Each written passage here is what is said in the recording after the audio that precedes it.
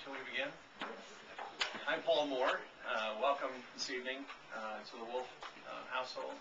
I want to thank Betty Ann and Bernard for opening their home to us this evening to introduce, I think, a very important part of where we're about to go in the city of Milton, a point where we think that there's time for change. And at an important crossroads in our city, we know that we have had a history where we have been off to a good launch, but I am equally concerned with as helpful and as exciting and as healthy as our launch has been. I'm equally concerned that the next 4 years are in peril if we don't ask for change. And we're going to have to ask for that change in the vote that's coming November 3rd this year. And we have a very capable candidate in Mr. Wolff that we're going to talk about in a minute this evening. I'm going to let him speak to tell his story, but I just want to take a moment and tell you 2 seconds worth of my experience with Bernard. He's a man who shares the vision that I think that the people of Milton share.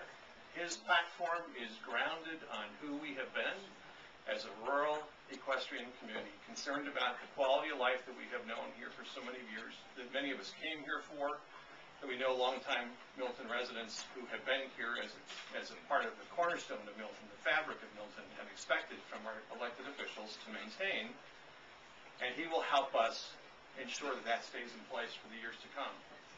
So I'll let him tell that story about where to go. But it is time for change in District 1. It's important that we recognize that and draw all of your friends and family and neighbors to the polls this year. I don't know that we're going to have a huge turnout. Every vote is going to count, and it's important that we make sure that we elect Bernard Wolff on November 3rd. Equally important is to make sure that we recognize some other folks in the room, and in particular Al Trevelyan, who is here this evening, another candidate who is running. Al stands for many of those same things that we know are going to be important about the preservation of Milton, and we'll look forward to Al telling his story at the appropriate time. So look forward to Al is just an important point, is a write-in candidate, so it's going to be equally or even more important that we ensure that that name gets out there and it's spelled correctly on the ballot or close to it. And, it's not an easy one. I also want to take a minute and recognize some of the city officials that we have here this evening.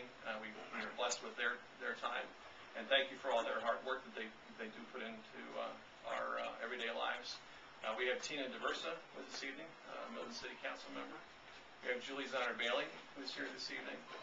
Alan Tart is here this evening from the Milton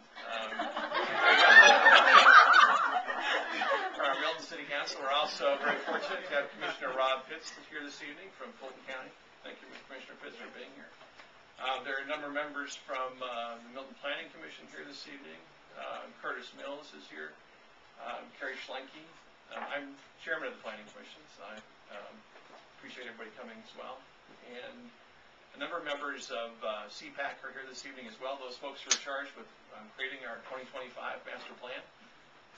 So thank you all for the work that you put in for that.